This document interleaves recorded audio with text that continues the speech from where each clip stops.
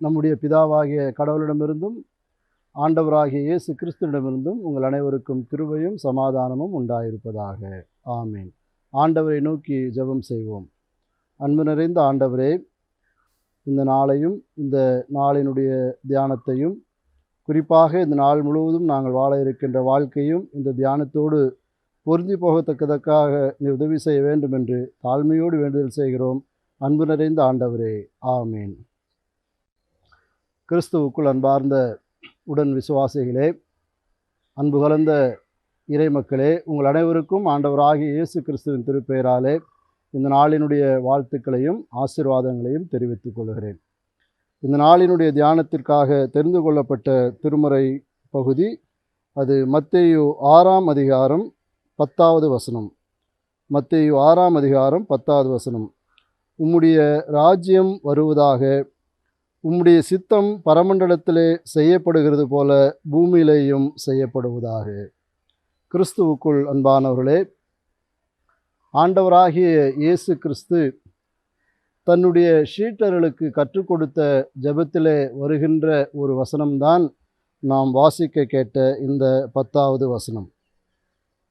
குறிப்பாக உம்முடைய சித்தம் பரமண்டலத்திலே செய்யப்படுகிறது போல பூமியிலேயும் செய்யப்படுவதாக என்று சொல்லுகின்ற இயேசுநாதருடைய இறைவேண்டல் என்பது, இயேசுநாதரை இந்த உலகத்திலே அனுப்பி வைத்த தந்தையாகிய கடவுளுடைய சித்தம் என்பது விண்ணுலகிலே இருக்கின்ற அன்பு, மன்னிப்பு, நீதி, நியாயம் இவைகளினுடைய மொத்த உருவம்தான் ஆண்டவராகிய இயேசு கிறிஸ்து. இதை நாம் இன்னும் எளிய முறையிலே புரிந்து கொள்ள வேண்டும் என்று சொன்னால், பழைய ஏற்பாட்டிலே விண்ணிலிருந்து இஸ்ரவேல் மக்களுக்கு காடையும் மன்னாவும் கொடுக்கப்படுகிறது. ஆனால் ஆண்டவராகிய இயேசு கிறிஸ்து இங்கே சொல்லுகிறார், நானே வாழ்வளிக்கும் உணவு என்று சொல்லுகிறார். ஆகவே கடவுளுடைய உணவாயிருக்கின்ற நீதி, நியாயம், மன்னிப்பு, இரக்கம் போன்றவைகள் இயேசுநாதருடைய வார்த்தை என்கின்ற உணவிலே அடங்கி விடுகிறதை நாம் பார்க்க அழைக்கப்படுகிறோம். அது மாத்திரமல்ல, தந்தையுடைய உறவும் குமாரனுடைய உறவும் இது தெய்வீக உறவு சார்ந்த ஒன்றாக இருக்கிறது. விண்ணிலிருந்து கடவுள் வருகிறார், மண்ணிலிருந்து கிறிஸ்து பிறக்கிறார். ஆகவே விண்ணையும் மண்ணையும் படைத்த கடவுளாலே நீங்கள் ஆசீர்வதிக்கப்பட்டிருக்கிறவர்கள் என்று சொல்லுகின்ற அருமையான சங்கீதக்காரனுடைய வார்த்தைகள் இங்கே நம்முடைய வாழ்வையும் நம்முடைய செயல்பாடுகளையும் வளமாக்குகின்ற ஒன்றாக இருப்பதை நினைத்து நாம் கடவுளுக்கு நன்றி செலுத்தும்படியாய் அழைக்கப்படுகிறோம். இவருடைய கடவுளுடைய சித்தம் பற்றி இயேசு இங்கே பேசவில்லை. மாறாக கடவுளுடைய சித்தத்தை பற்றி இயேசுநாதர் வாழ்ந்து காட்டியிருக்கிறார் என்பதை யோவான் 6ஆம் அதிகாரம் 38வது வசனத்திலே நாம் பார்க்க அழைக்கப்படுகிறோம். எந்த வேலையும் செய்ய என்ன தகுதி வேண்டும் என்பதை இந்த திருமறை நமக்கு 2 தீமோத்தேயு 3ஆம் அதிகாரம் 16, 17 வசனங்களிலே காண்பிக்கிறதா இருக்கிறது. ஆகவே கடவுளுடைய சித்தம் ஏதோ விண்ணில் இருப்பது போலவும், ஒருவேளை நாம் எல்லாம் விண்ணை பார்த்து கடவுளுடைய சித்தம் நிறைவேற வேண்டும் என்று சொல்லி விருப்பப்பட்டு ஜெபிக்கின்ற மக்களாகவும் நம்முடைய வாழ்க்கையிலே வாழ்ந்து கொண்டிருக்கிறோம். ஆகவே இயேசுநாதர் இங்கே கற்றுக் கொடுப்பது என்னவென்று சொன்னால், நான் இங்கே பேசுவதற்காக வரவில்லை, மாறாக செயல்படுவதற்காக வந்திருக்கிறேன் என்பதனுடைய அடையாளமாகத்தான் அவர் தன்னுடைய செயல்பாடுகள் மூலமாய் இறைவனுடைய சித்தத்தை நிறைவேற்றுகின்ற கிறிஸ்துவாக நம்மிலே செயல்படுகிறதை நாம் பார்க்க அழைக்கப்படுகிறோம். இப்படி நமக்கு தெரியும், 10 தொழுநோயாளிகளுடைய வாழ்விலே 10 பேரும் சுகம் பெற்றாலும் ஒரே ஒருவர் மாத்திரம் இயேசுநாதருக்கு நன்றி செலுத்துகிற, அப்படிப்பட்ட சமூகத்தினுடைய எளிய மக்களாய் கருதப்பட்ட, சமூகத்திலே யூதர்களால் ஒதுக்கி வைக்கப்பட்ட சமாரியர் போன்றவர்கள் கடவுளுக்கு நன்றி செலுத்துகின்ற பிள்ளைகளாகவும் கடவுளிடத்திலே அன்பு செலுத்துகிற பிள்ளைகளாகவும் இறைவனுடைய சித்தத்தை நிறைவேற்றுவதற்காக அவர்கள் தங்களை ஒப்பு கொடுக்கின்ற மக்களாகவும் இருந்து கொண்டிருக்கிறார்கள். அதே வேளையிலே நமக்கு தெரியும், நல்ல சமாரியனுடைய ஓமையிலே ஒருவளை அடிபட்டு உதைபட்டு இரத்தத்தோடு கிடக்கின்ற மகனை 3 பேர் பார்த்துவிட்டு செல்லுகிறார்கள். ஆனால் 3வது நபர்தான் அந்த நபரை அழைத்து சென்று மருத்துவமனையில் சேர்த்து அவனுக்குரிய சிகிச்சை கொடுக்கின்ற அப்படிப்பட்ட நல்ல சமாரியனை நாம் பார்க்க அழைக்கப்படுகிறோம். இவ்வளமாய் நாம் அநேக ஓமைகளையும் அநேக உதாரணங்களையும் நாம் திருமறையிலே சொல்லிக்கொண்டே போக முடியும்.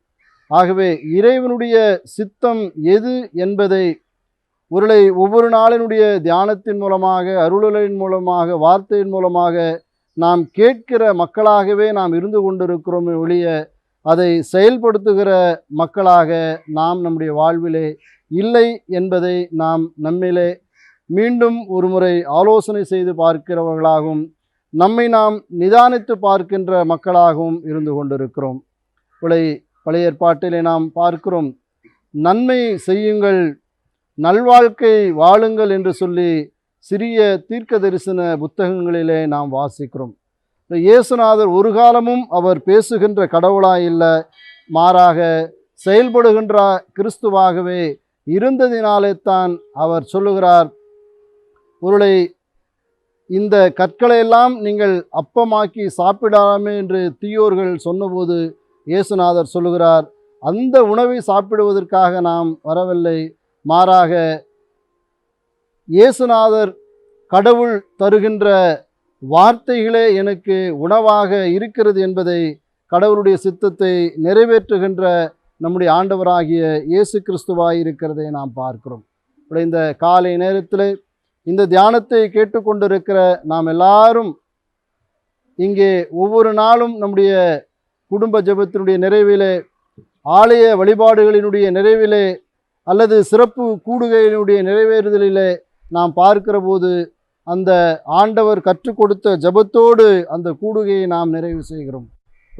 நிறைவு செய்கின்ற ஜெபம் மாத்திரமல்ல, இந்த நாளினுடைய தொடக்கமாயிருக்கிற இந்த ஜெபத்தின் மூலமாக உம்முடைய சித்தம் பரமண்டலத்திலே செய்யப்படுகிறது போல பூமியிலேயும் செய்யப்படுவதாக என்று கற்றுக் கொடுக்கின்ற இயேசுநாதருடைய ஜெபத்தினுடைய அடிப்படையிலே நாம் விண்ணிலே இயேசுநாதர் அல்லது விண்ணிலே இயேசுநாதர் அங்கிருந்து வந்து மண்ணுலகிலே மானிடராய் வாழ்ந்து வெளிப்படுத்தின விசேஷத்திலே நாம் பார்க்கிறது போல புதிய வானம் புதிய பூமி என்கின்ற அந்த வார்த்தைகளினுடைய அடிப்படையில் ஏதோ ஒரு புதிய வானம் புதிய பூமி உருவாக்குகின்ற கிறிஸ்துவாக இல்லை, மாறாக இந்த கடவுள் விட்டு சென்ற அன்பு, நீதி, இரக்கம், நியாயம் இவைகளை நாம் இயேசுவிலே நிறைவேற்றுகின்ற பிள்ளைகளாகும்.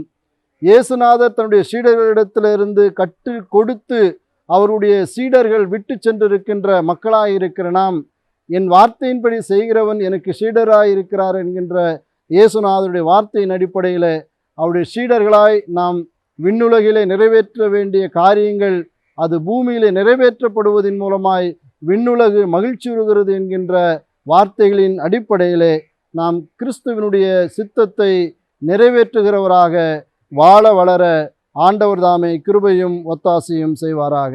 ஆமீன். ஆண்டவரை நோக்கி ஜெபம் செய்வோம்.